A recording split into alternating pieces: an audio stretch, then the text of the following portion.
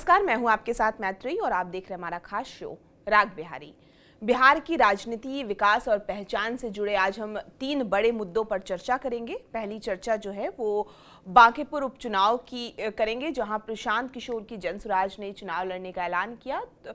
लेकिन उम्मीदवार कौन होगा और बीजेपी के जो 30 साल पुराने गढ़ में पार्टी सेंध कैसे लगाएगी, ये अभी सबसे बड़ा सवाल है। इसके अलावा हम बात करेंगे पटना में जिस तरह से बिजनेस कॉन्क्लेव हुआ, उसमें बिहार को इन्वेस्टमेंट डेस्टिनेशन बनाने के बड़े दावे किए गए। सरकार ने मरीन ड्राइव, नए पुल, एमएसएमई, आईपीएल टीम और मॉडल स्कूल जैसे कई विजन पेश किए, लेकिन क्या बिहार सच में इन्वेस्टमेंट हब बन पाएगा, इस पर हम चर्चा करेंगे। और तीसरी जो आज की बड़ी खबर है वो है सीबीएसई सिलेबस में मैथिली भाषा को क्लास 1 to 8 तक मदर टंग सब्जेक्ट के तौर पर शामिल किया गया है। तो क्या इससे मिथिला की भाषा और संस्कृति को नई ताकत मिलेगी? इन सभी मुद्दों पर हम विस्तार से चर्चा करेंगे। हमारे साथ हैं राजनीतिक विश्लेषक डॉक्टर संजय सर। बहुत बहुत स्वागत है आपका।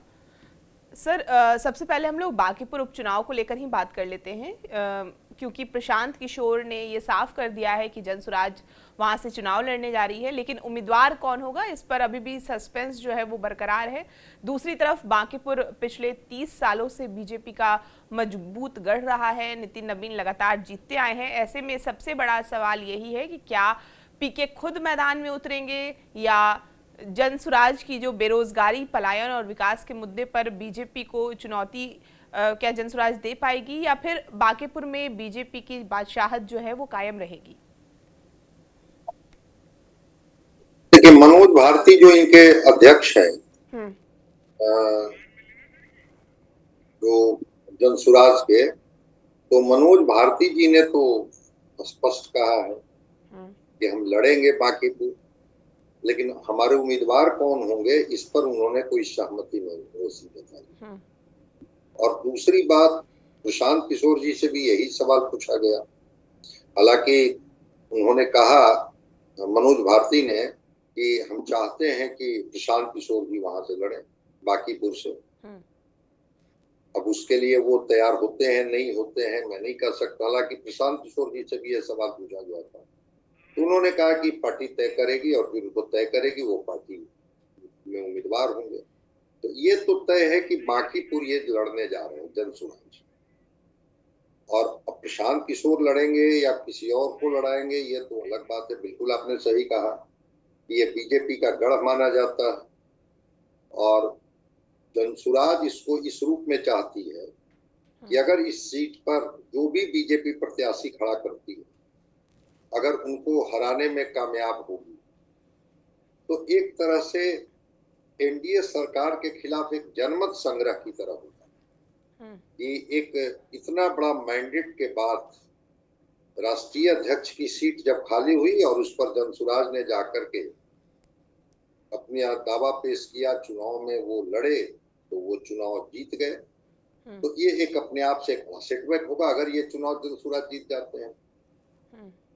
दूसरी तरफ एक उपचुनाव में राजनीतिक विश्वसनीयता का भी सवाल होगा कि ठीक है, ये सबसे बड़ी पार्टी के तौर पर इस एक गठबंधन उभर के आई है, लेकिन भरोसा अभी भी लोगों का नहीं है। तभी तो ये बाई इलेक्शन में बांकीपुर सीट जैसी सीट को ये नहीं बचा पाए।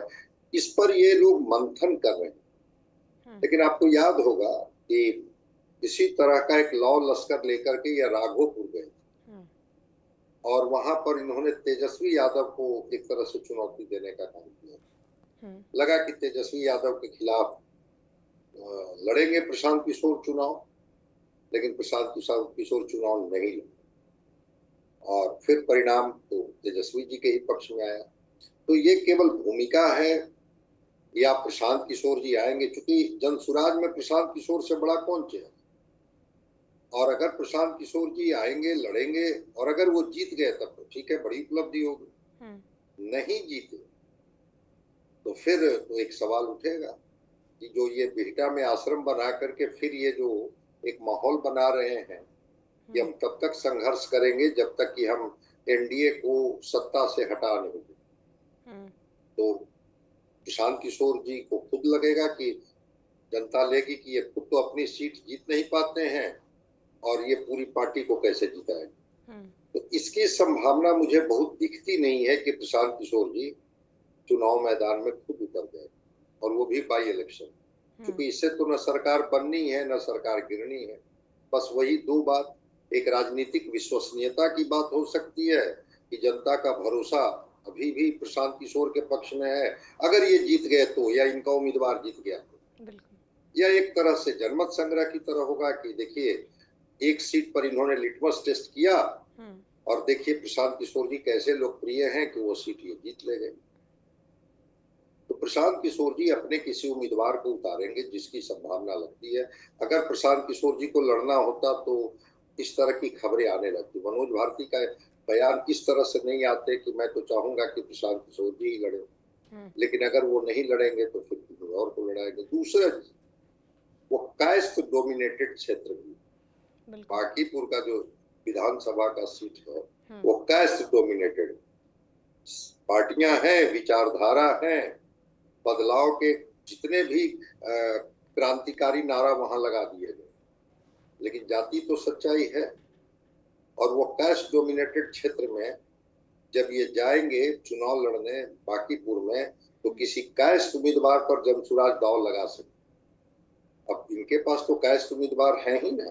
केसी सिन्हा को पिछली बार ये लड़ाए थे कुम्हरार से, तो किसी कास्ट उम्मीदवार पर भी दांव लगा सकते। एक बड़ा नाम भी वो थे, कहाँ चुनाव जीत पाए। तो प्रशांत किशोर खुद लड़ेंगे, किसी उम्मीदवार को लड़ाएंगे। इससे ज्यादा इम्पोर्टेंट है कि ये बांकीपुर को समझ रहे होंगे एक रणनीतिकार के तौर पर भी, कि बांकीपुर की लड़ाई में अगर जमसुराज किसी भी कीमत पर अगर वो सीट निकाल ले जाते तो लोगों का जो भरोसा टूटा है इस विधानसभा चुनाव में जनसुराज के प्रति, वो भरोसा कायम रखने में हम फिर एक बार कामयाब हुए। चलिए ठीक है, वो स्थिति थी जिस स्थिति में उस समय तो हमारा खाता नहीं खुला, लेकिन अब धीरे धीरे लोगों को रियलाइज हो रहा है। क्योंकि प्रशांत किशोर जी कह रहे थे कि 6 महीने तक तो मैंने वक्त दिया, 20 नवंबर से 20 मई की बात वो कर रहे थे, 6 महीना में मैंने देखा ये सरकार कोई साबित नहीं कर पाई, और अब लगता है कि अब फिर हमें सक्रिय राजनीति में हमें और हमारी पार्टी को आनी होगी।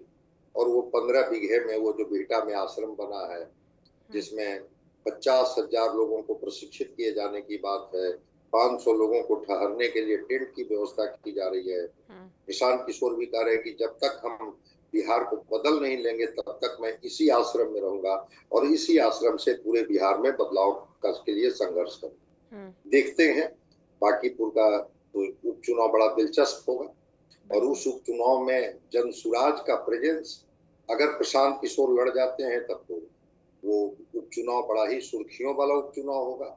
अगर ये किसी उम्मीदवार को लड़ाते हैं तो जनसुराज कितना ताकत झोंकती है एक उम्मीदवार के पीछे, जिससे ये बाई इलेक्शन इनके हिस्से में आ जाए। उस बाई इलेक्शन के परिणाम, या ये सीट को बीजेपी बचा ले जाती है, जिसके बारे में आप कह रहे हैं कि ट्रेडिशनली ये सीट बीजेपी की रही है और वहां के जो वोटर भी रहे हैं वो इंक्लाइंड रहे हैं बीजेपी के तरफ, तो बीजेपी अपने इस सीट को बचा ले जाती है।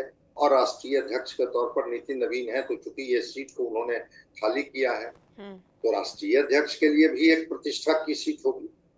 नितिन नवीन जी, ठीक है, वो संगठन में बड़ी जिम्मेवारी मिल सकती है, लेकिन कभी कभी संगठन के बाद फिर आदमी को छोटी जिम्मेवारी भी मिलती है। तो अगर नितिन नवीन जी को ये सीट से फिर कभी लड़ने का मौका मिला तो अपनी खोई हुई सीट को फिर से प्राप्त करना एक बड़ी चुनौती होगी। तो भाजपा भी अपनी पूरी ताकत जो झोंकेगी, क्योंकि वो राष्ट्रीय अध्यक्ष की छोड़ी हुई सीट है।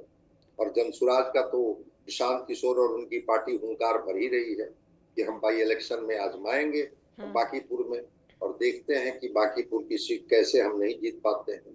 तो बड़ा दिलचस्प होगा बाई इलेक्शन का चुनाव। अभी तक कोई अधिकृत तौर पर तो ये नहीं आया है कि प्रशांत किशोर ही चुनाव लड़ेंगे। हाँ, उनकी पार्टी लड़ने जा रही है, ये बातें खुल करके आ रही है, वो मनोज भारती के हवाले से भी और प्रशांत किशोर जी को भी। बिल्कुल, ये हो गई बिहार की राजनीति की बात। अब हम विकास की बात कर लेते हैं। पटना में एक बीसीसीआई का कॉन्क्लेव हुआ जिसमें गवर्नमेंट ने बिहार को स्टार्टअप हब और टूरिज्म डेस्टिनेशन और इंडस्ट्रियल ग्रोथ स्टेट के तौर पर प्रेजेंट करने की कोशिश की, जिसमें गवर्नर ने भी यूथ एम्पावरमेंट और टूरिज्म और एंटरप्रेन्योरशिप पर जोर दिया। वहीं एक नाम भी सुझाया जिससे बिहार की एक संभावित आईपीएल टीम का आइडिया देकर स्टेट ब्रांडिंग की बात भी उन्होंने की है। सीएम सम्राट चौधरी ने इन्वेस्टर को सेफ्टी, लॉ ऑर्डर और पीपीपी मॉडल का भरोसा दिया है और सरकार ने निवेश बढ़ाने के लिए इंडस्ट्रियल इन्वेस्टमेंट प्रमोशन पैकेज 2025 लागू किया। साथ ही 126 किलोमीटर मरीन ड्राइव, 5 नए पुल, एमएसएमई सेक्टर, नई टाउनशिप और बंद चीनी मिलों की शुरू करने की योजना भी उन्होंने बताई और हर प्रखंड में मॉडल स्कूल खोलने और बिहार में आईपीएल टीम लाने की बात भी उन्होंने कही। लेकिन सवाल यही है कि क्या बिहार सच में लेबर सप्लाइंग स्टेट की इमेज से निकलकर इन्वेस्टमेंट डेस्टिनेशन बन पाएगा या अभी भी इंफ्रास्ट्रक्चर और पॉलिसी एग्जीक्यूशन सबसे बड़ी चैलेंज है? देखिए, इंडस्ट्रियल इमेज केवल कॉन्क्लेव से नहीं होता, जिसके लिए 3 चीजें निर्णायक होती हैं: जमीन और बिजली जैसी बुनियादी सुविधाएं, कानून व्यवस्था और निवेश सुरक्षा, और कुशल मानव संसाधन और रोजगार सृजन। बिल्कुल, इच्छा शक्ति अगर हो राज्य की और सरकार की, तो राज्य सरकार चाहेगी तो क्यों नहीं कर सकती है। पलायन का दर्द झेलता हुआ बिहार अगर इस तरह की चीजों में आता है तो बड़ी अच्छी बात है। बिल्कुल आपने कहा, हालांकि वो मेरीन जैसी चीज तो नहीं है, तो वो रिवर फ्रंट जिसके बारे में आप कह रहे हैं कि 21 किलोमीटर का वो गंगा का रिवर फ्रंट है, जिसको लोग मेरीन ड्राइव कहते हैं। लेकिन अगर वो बढ़कर के 136 किलोमीटर या 135 किलोमीटर तक का हो जाता है तो एक बड़ी बात होगी। एक पटना बक्सर से वो विश्वामित्र कॉरिडोर से उसको जोड़ने की बात चल रही है, विश्वामित्र योजना से। हाँ बिल्कुल, ब्रांड बिहार की बात हो रही है और टूरिज्म की अपार संभावनाएं हैं बिहार में, इससे कौन इनकार कर सकता है। वो जो अमृतसर से कलकत्ता का जो इंडस्ट्रियल कॉरिडोर बन रहा है, तो डोभी के नजदीक कहा जा रहा है कि जो वो कॉरिडोर होगा या जो उसमें इंडस्ट्रियल जोन बनाया जा रहा है, तो एक बड़ा जलाशय का निर्माण किया जाएगा और वहां पर टूरिस्ट आएंगे। राजगीर की जो वादियां हैं, पहाड़ियां हैं, ओपन जू सफारी है, उसको टूरिज्म के रूप में भी डेवलप किया जा सकता है।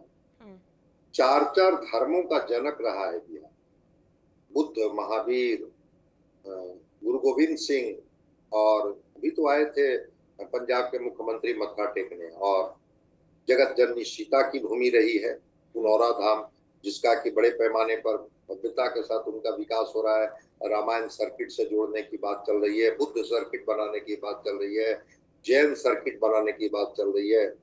तो क्यों नहीं, अगर टूरिज्म को प्रमोट किया जाता है तो जो भी टूरिस्ट आएंगे, और अगर वहां पर आप एक मार्केट डेवलप करते हैं तो एक बड़ा व्यवसायिक केंद्र तो हो ही सकता है ना, इससे कौन इनकार कर सकता है। और टूरिज्म, कई देश की अर्थव्यवस्था केवल टूरिज्म पर टिकी हुई है। मालदीव है, थाईलैंड है, इसकी तो व्यवस्था ही पूरी, भूटान है, टूरिज्म पर ही टिकी हुई है। यूरोपियन कंट्री जो स्पेन है, फ्रांस है, इटली है, उसका तो पूरा अर्थव्यवस्था का एक बड़ा पार्ट टूरिज्म से ही आता है। तो मैं मानता हूं कि अगर टूरिज्म को डेवलप करें, बिहार ऐतिहासिक, सांस्कृतिक, धार्मिक, राजनीतिक हर तरीके से इतना फर्टाइल है। गंगा जैसी लबालब नदियां बहती हैं बिहार से, सोन जैसी नदी बिहार से बहती हैं। क्यों नहीं टूरिज्म को प्रमोट किया जा सकता है। जब सब जगह प्रमोट किया जा रहा है तो बिहार में देखिए ना, लखनऊ से लेकर के दिल्ली तक कितने एक्सप्रेसवे बन गए। और जब गोमती रिवर फ्रंट बना था तो गोमती रिवर फ्रंट के अगल बगल के इलाके को देखिए किस तरह से डेवलप कर गया। क्यों नहीं गंगा रिवर फ्रंट को अगर और बड़ा बनाया जाए और उसके अगल बगल में ऑर्गेनिक फार्मिंग से लेकर के एक मार्केटिंग प्लेस के रूप में डेवलप किया जाए तो हो सकता। इंडस्ट्रियलिस्ट तो आ रहे हैं और उनको कहा जा रहा है कि हम सुरक्षा भी देंगे और आपको यहाँ पर हम जमीन भी देंगे। बिहार के युवाओं में श्रम की अद्भुत क्षमता है, युवा शक्ति भी बिहार के पास है और श्रम से लवरेज यहाँ के लोग भी हैं। अब जो दूसरी बात एआई और सेमी कंडक्टर पर, भी तो ऊर्जा ऑडिटोरियम में 2 दिन का एआई समिट हुआ। बिल्कुल। और उस एआई समिट में कहा गया कि ठीक है, सॉफ्टवेयर के क्षेत्र में तो बिहार बहुत कुछ कर सकता है। अभी तो चाइना और अमेरिका ने एआई में बहुत आगे निकल करके साबित किया है। मैं पहले भी कहता था, अभी भी मैं कह रहा हूं कि अब पुणे और बंगलोर में जाइए, हर तीसरा सॉफ्टवेयर और हार्डवेयर पर काम करने वाला नौजवान बिहारी मिल जाएगा जो उस पर बेहतर परफॉर्म कर रहा है। अगर उसको बिहार में ही प्लेटफॉर्म मिलेगा, जिसके बारे में नीतीश मिश्रा जो साइंस एंड टेक्नोलॉजी मिनिस्टर हैं वो आश्वस्त कर रहे हैं। सम्राट चौधरी ने उस एआई समिट का उद्घाटन किया और उन्होंने कहा कि बिल्कुल, और एआई से तो आपका एग्रीकल्चर, आपका ट्रैफिक, आपका अपराध, आपका स्वास्थ्य, एआई से तो बहुत कुछ चीजों को ट्रैक किया जा सकता है। और जब उससे आप ट्रैक करने लगेंगे चीजों को, तो अपराध पर नियंत्रण होगा। आप उससे, अगर आप एआई के माध्यम से आप चाहेंगे तो कृषि में काफी सुधार होगा। किसानों को आप बहुत पहले इन्फॉर्म कर सकते हैं मौसम कैसा होने वाला है। सॉइल टेस्टिंग बहुत आसान हो जाएगी, किस मिट्टी में कौन सा फसल होगी इसकी जानकारी मिल जाएगी। हेल्थ सेक्टर में तो रिवॉल्यूशन आ सकता है एआई से। तो एजुकेशन में एआई क्रांति ला सकता है। जो कहा जाता है ना कि बिहार के पास भवन तो हैं, जिस मॉडल स्कूल की तरफ आप इशारा करें, लेकिन क्वालिटी के शिक्षक नहीं है। हालांकि अब उतने स्कूल भी नहीं है। इधर कुछ तस्वीरें मैंने देखा, 4 कमरे में 8 कक्षा चल रहे हैं। कहीं कोई दीवार पर ब्लैक बोर्ड बना करके और उस पर शिक्षक पढ़ा रहे हैं, और बच्चे आज भी पेड़ के नीचे आजादी के इतने दिनों के बाद भी बिहार में पढ़ रहे हैं। आप मॉडल स्कूल की बात कर रहे हैं, सुनने में अच्छा लगता है, लेकिन वो तस्वीर भी, वो खुरदरी तस्वीर भी है, जिस तस्वीर को भी हम लोगों को देखनी होगी, समझनी। तो सरकार जिस ब्लूप्रिंट को लोगों के सामने रखी है, ये बहुत ही सुनहरी तस्वीर लगती है। लेकिन वही है कि वो तस्वीर क्या जमीन पर उतरेगी, या बाकी जो मीट हुआ उस मीट की तरह ये एमओयू साइन होकर के ही रह जाए। कई जो निवेशक हैं जो बिहारी बेस्ड हैं और बार बार सम्राट चौधरी भावनात्मक अपील कर रहे हैं, या हो गया बहुत दिन तक कर्म भूमि पर काम आपने किया, कुछ थोड़ा जन्मभूमि पर तो काम कीजिए। आईपीएल की आपने चर्चा की, बिल्कुल क्यों नहीं। किसान तो इसी मिट्टी से न निकले हैं, क्यों नहीं बिहार के मेधा को तराशा जाए और यहाँ के छात्रों को प्रशिक्षित किया जाए, तो वेस्ट क्रिकेटर क्यों नहीं यहाँ से पैदा हो सकता है। आईपीएल मैच यहाँ क्यों नहीं आयोजित किया जा सकता है। तो कई ऐसे लोग हैं, वो जो अग्रवाल साहब हैं बॉम्बे में, उनसे बहुत तरह की संभावना बिहार उम्मीद लिए हुए बैठा है। बहुत सारे बिहारी हैं जो बाहर में है, इंडस्ट्रियलिस्ट हैं, अगर उनको आमंत्रित किया जाए तो उनसे बहुत कुछ लाभ लिया जा सकता है। तो industry, school, AI, semi conductor की आप बात कर रही हैं, सेमी कंडक्टर तो क्रांति कर सकता है। लाल किले के प्राचीर से इस बार प्रधानमंत्री जी ने कहा है सेमी कंडक्टर का हब हो सकता है बिहार। ठीक है, समंदर का किनारा नहीं, लेकिन आईटी हब तो हो ही सकता है ना। उसके लिए तो समंदर की जरूरत नहीं है। आप जितना टेक्नोलॉजी पार्क डेवलप कीजिए, फैसिलिटेट कीजिए बिहारी नौजवानों को, ये पूरी दुनिया में छा सकते हैं। देखते हैं कि जो सरकार की योजनाएं हैं वो कितना मूर्त रूप ले पाती हैं और कितना साधन संसाधन ये मुहैया करा पाते हैं। बिल्कुल, ये राजनीति और विकास की बात हो गई। अब हम पहचान की बात कर लेते हैं। सीबीएसई के सिलेबस में अब क्लास 1 से 8 तक मैथिली भाषा को मदर टंग सब्जेक्ट के तौर पर शामिल किया गया है, और इस फैसले को लेकर सम्राट चौधरी ने भी अपने पोस्ट में खुशी जताई है। उन्होंने कहा कि इससे मिथिला की भाषा, संस्कृति और पहचान को नई ताकत मिलेगी। दरअसल एनईपी 2020 में भी बच्चों को शुरुआती पढ़ाई मातृभाषा में कराने पर जोर दिया गया है, और संविधान की 8वीं अनुसूची में शामिल होने के बावजूद मैथिली को एजुकेशन सिस्टम में उतनी जगह नहीं मिल पाई थी। अब सीबीएसई में शामिल होने से जो नई पीढ़ी है अपनी मातृभाषा से जुड़ पाएगी, साथ ही मिथिला की संस्कृति, साहित्य और लोक परंपरा को भी नेशनल प्लेटफॉर्म मिलेगा। लेकिन सर, सवाल ये है कि क्या अब सरकारी जो नौकरियां हैं या हायर एजुकेशन में भी मैथिली को और मजबूती मिल सकती है क्या?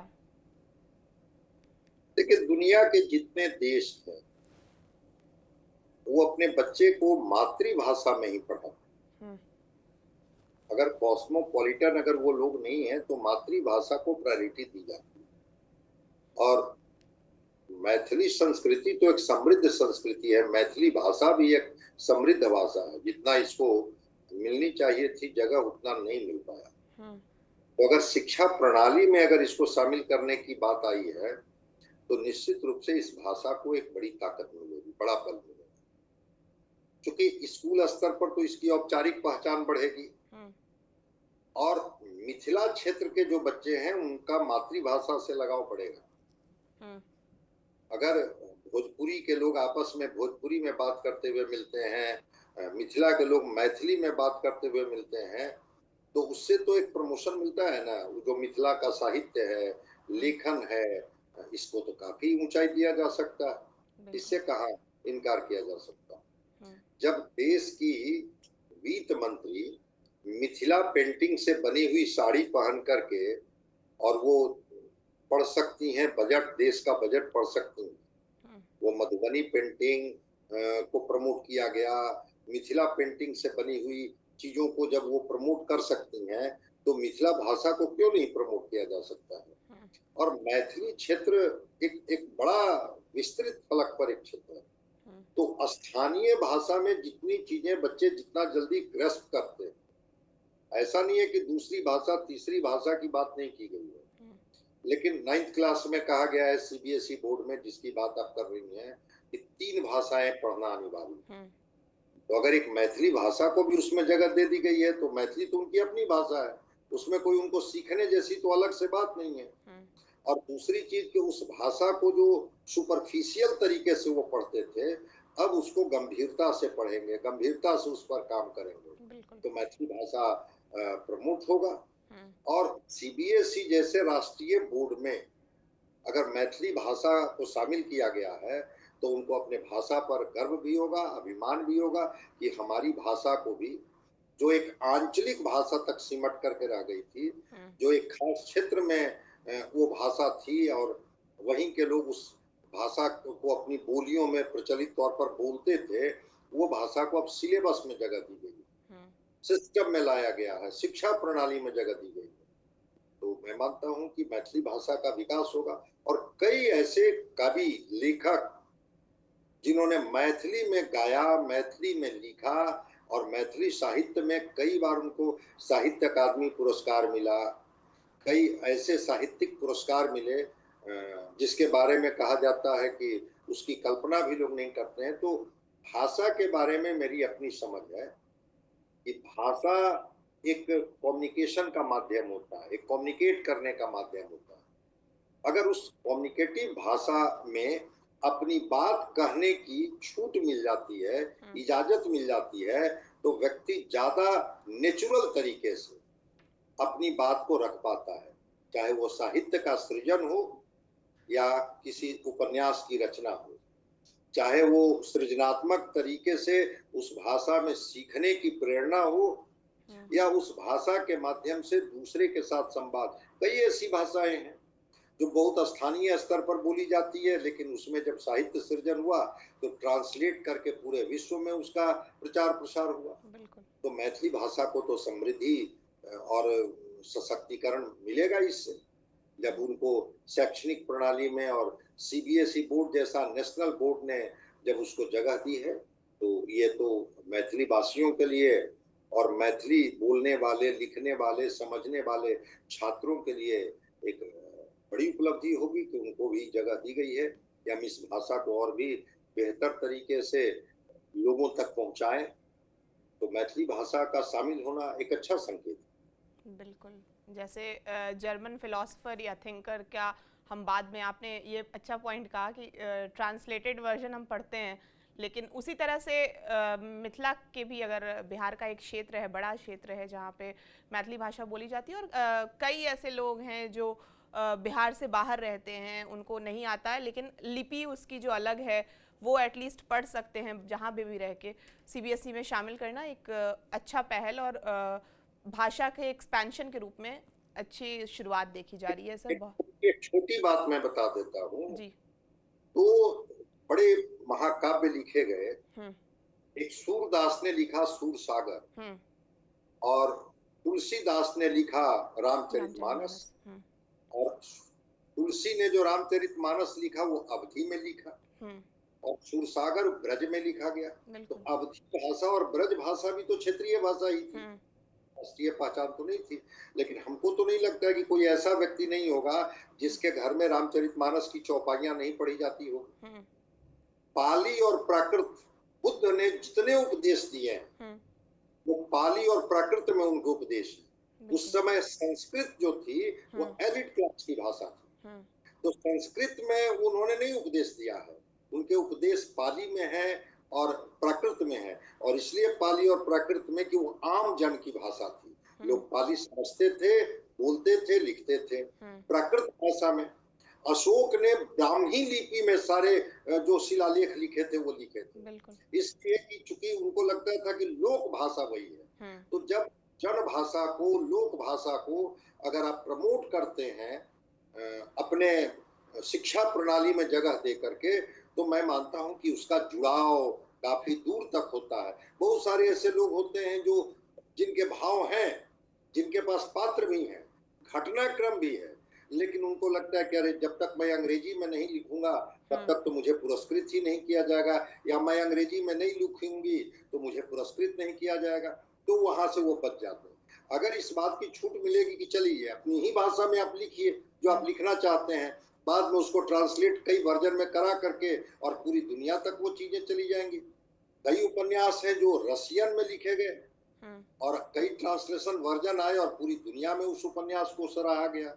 तो अगर मैथिली भाषा को एक सम्मान के तौर पर यह दिया गया कि आप अपने भाव को, अपने अंतर्मन के व्यथा को, पीड़ा को, वेदना को और उसके समृद्धि को अपनी भाषा में भी अगर आकार देना चाहते हैं तो आप दीजिए, इसकी इजाजत है।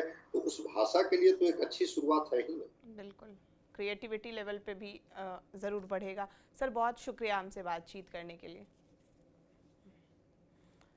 आपको ये पूरी बातचीत कैसी लगी और इस चर्चा पर आपकी क्या राय है, हमें कमेंट करके ज़रूर बताएं। और बिहार की तमाम खबरों के लिए आप हमारे साथ बने रहें और देखते रहें TV9 बिहार झारखंड।